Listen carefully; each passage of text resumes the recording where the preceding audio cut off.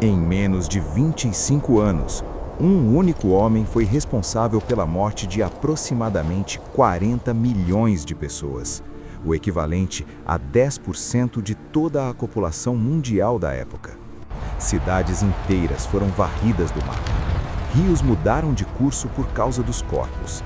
E o que restava, na maioria das vezes, era apenas silêncio e cinzas.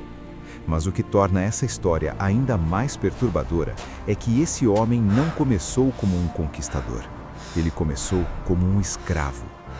Isso é a história de Gengis Khan, e ela é muito mais complexa do que qualquer coisa que você imagina.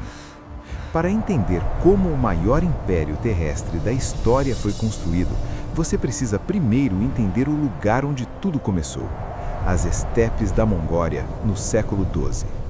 Imagine uma terra sem fim, coberta de grama seca, onde o vento nunca para e onde o inverno pode matar um homem em horas.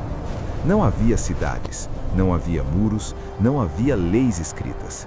Havia apenas tribos nômades em constante guerra umas com as outras, competindo por pastos, por água, por animais e por sobrevivência. Era um mundo onde a fraqueza era sentença de morte e onde a traição era tão comum quanto o amanhecer. Foi nesse mundo que nasceu, por volta de 1162, um menino chamado Temujin. Segundo as fontes históricas, ele nasceu segurando um coágulo de sangue na mão direita, um sinal que os mongóis interpretavam como presságio de grandeza ou de violência. Talvez ambos fossem a mesma coisa. Mas a grandeza estava longe do horizonte naquele momento. Temujin cresceu em uma família que já conhecia o sabor amargo da tragédia. Seu pai, Yesugei, era líder de clã de pouca influência. Não era rei, não era guerreiro lendário, era apenas um homem tentando manter sua família viva num mundo cruel. E quando Temujin tinha apenas 9 anos, Yesugei foi envenenado por rivais tártaros durante uma viagem.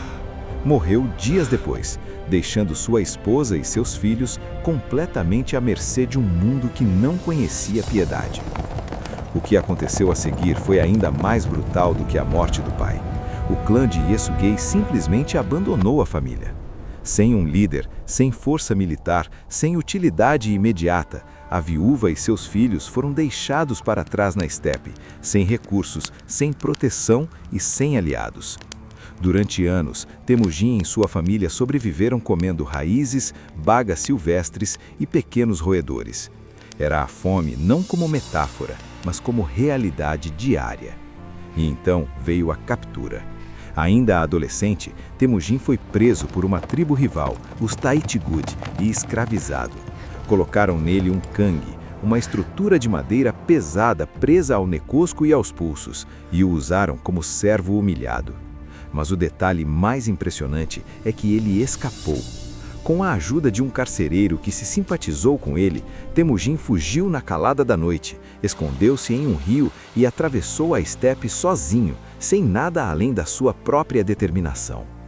Aqui começa a verdadeira ascensão, porque Temujin não era apenas forte fisicamente, ele era extraordinariamente inteligente do ponto de vista político. Ao voltar à liberdade, ele fez algo que ninguém esperava. Começou a construir alianças.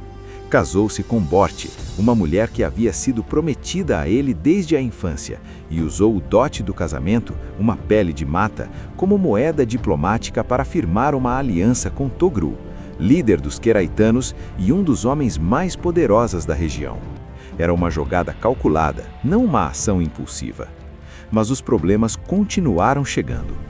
Borte foi sequestrada pelos Merquitas, outra tribo rival, e Temujin precisou reunir aliados suficientes para resgatar sua esposa. Ele o fez, e esse resgate foi, de certa forma, o primeiro teste real de sua capacidade de liderança, porque organizar uma operação militar bem-sucedida contra uma tribo inimiga, sem um exército permanente, sem logística estabelecida e sem recursos garantidos, exigia um tipo de genialidade estratégica que poucos possuem. Mas o que acontece a seguir mudou tudo. Temujin não parou no resgate de Borte. Ele começou a absorver tribos derrotadas em seu próprio grupo, ao invés de simplesmente matá-las ou escravizá-las. Isso foi uma ruptura radical na tradição mongol. A prática comum era destruir o inimigo e absorver suas mulheres e crianças. Temujin fez diferente. Ofereceu aos guerreiros derrotados a chance de se tornarem parte de algo maior, desde que jurassem lealdade absoluta a ele.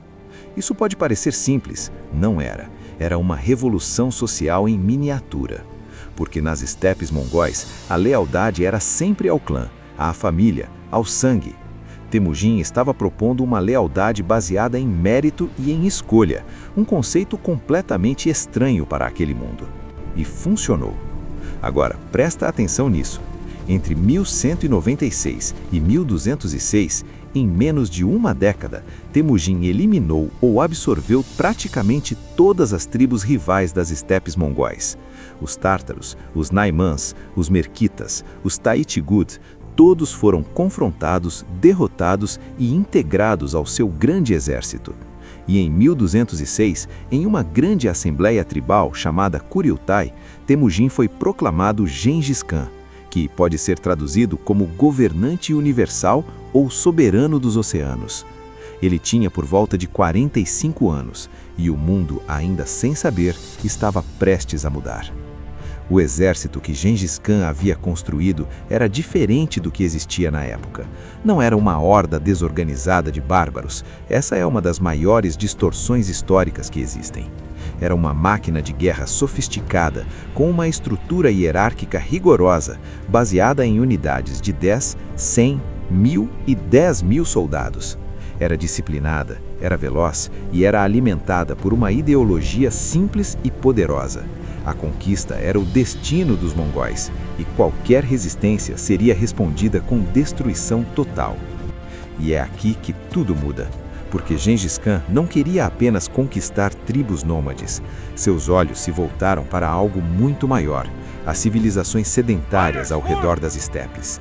A China ao leste, o mundo islâmico ao oeste, os reinos da Pérsia, do Afeganistão, da Rússia. Civilizações com muros, com exércitos organizados, com riquezas imensas.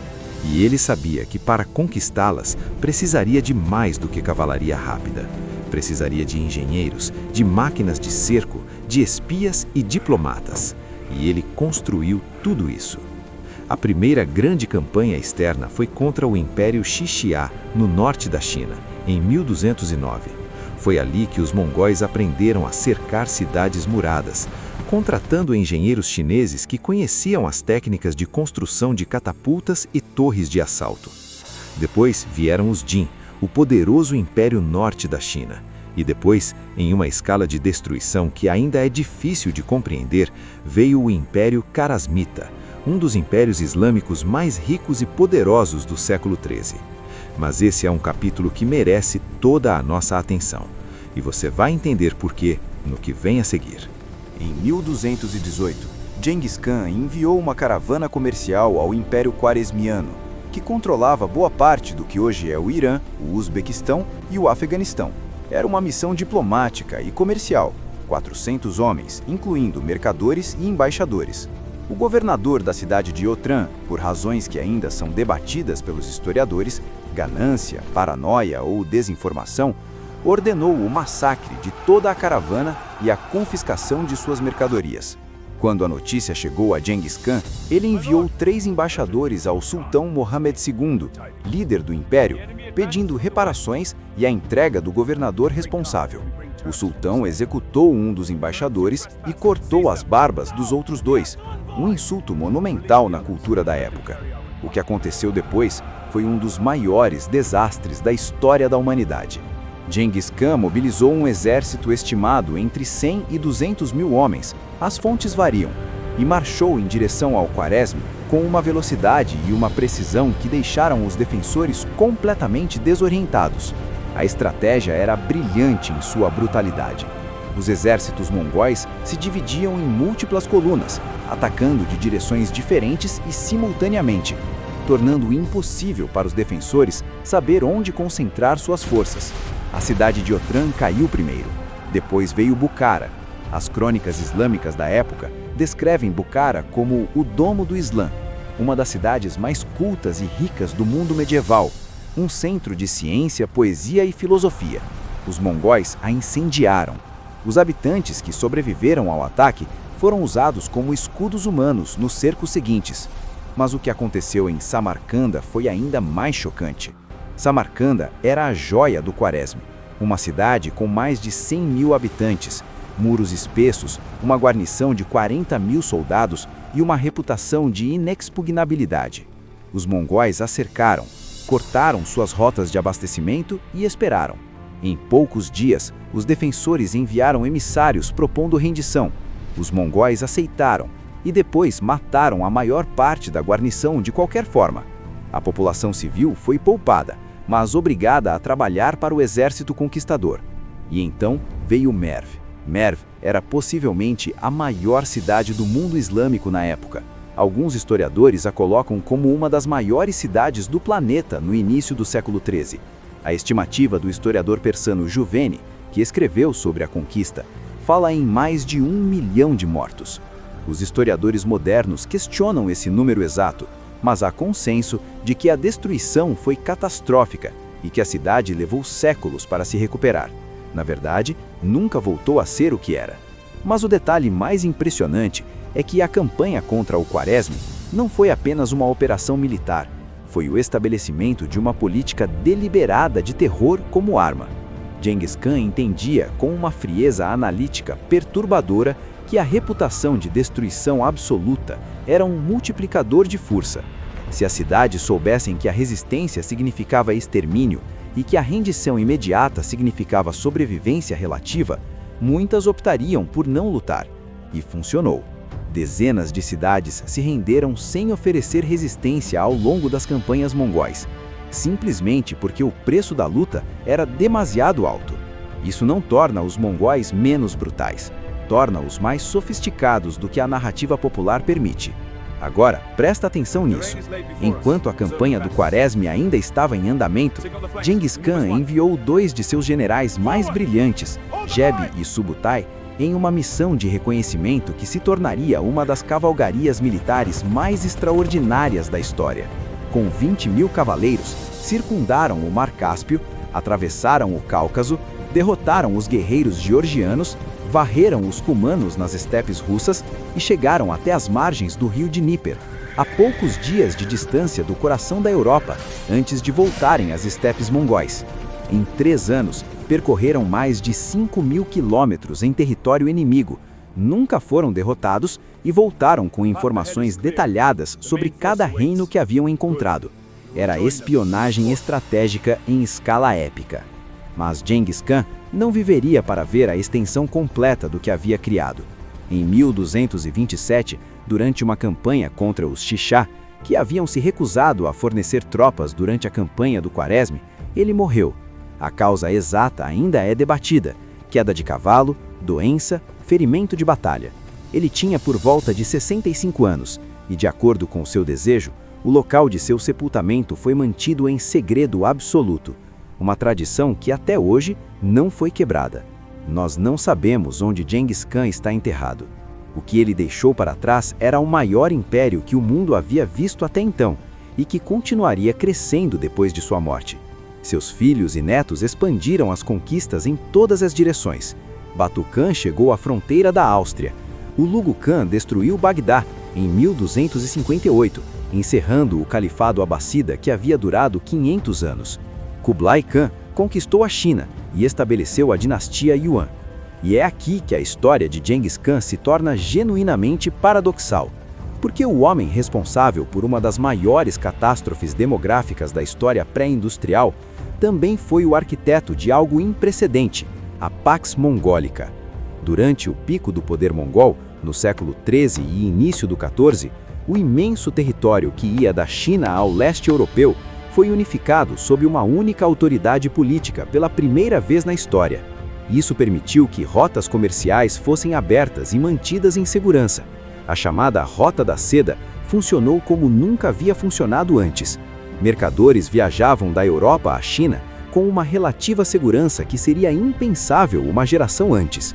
Mas o que acontece a seguir é ainda mais fascinante. A Pax Mongólica não foi apenas uma rodovia de mercadorias. foi uma rodovia de ideias, de tecnologias, de doenças e de culturas. A pólvora, o papel e a imprensa, inventados na China, aceleraram sua difusão para o Ocidente através das redes mongóis. A medicina persa chegou à China.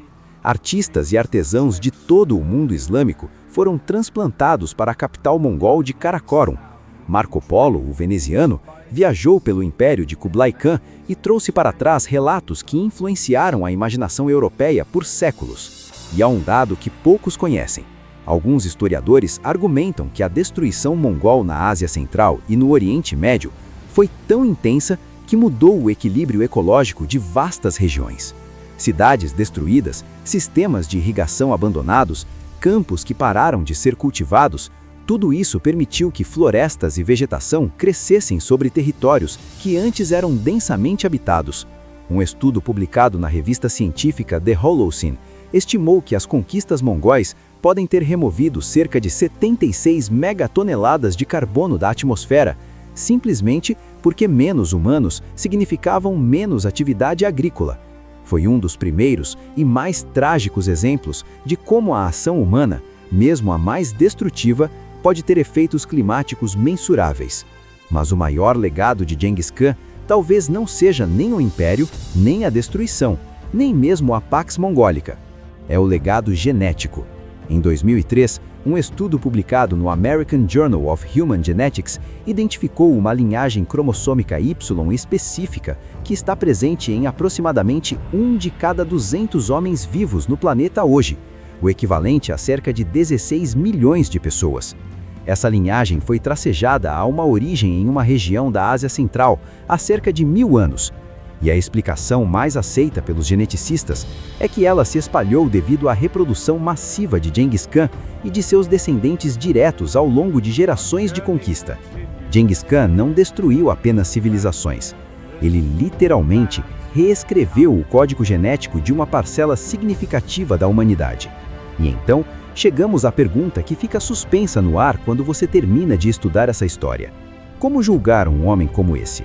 Pelos padrões morais de hoje, Genghis Khan foi responsável por crimes contra a humanidade em uma escala que raramente encontra paralelo. Mas pelos padrões de seu tempo e de sua cultura, um mundo onde a violência era a única linguagem universalmente compreendida, ele era um líder que protegeu sua gente, unificou um povo fragmentado e construiu algo que durou séculos além de sua morte. A verdade incômoda é que a história raramente nos oferece vilões puros ou heróis imaculados. Nos oferece seres humanos complexos agindo dentro de contextos que nós, olhando de longe, mal conseguimos imaginar. Genghis Khan nasceu em um mundo de crueldade absoluta, foi escravizado, perdeu tudo e então reconstruiu sua vida com uma determinação que transformou o mundo, para o bem e para o catastrófico mal. O que isso nos diz sobre a natureza do poder? O que isso nos diz sobre como civilizações são destruídas e reconstruídas?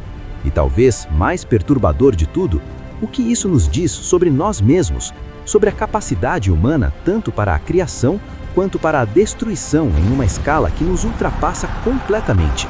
Essa é a história de Genghis Khan, e ela está longe de ser simples.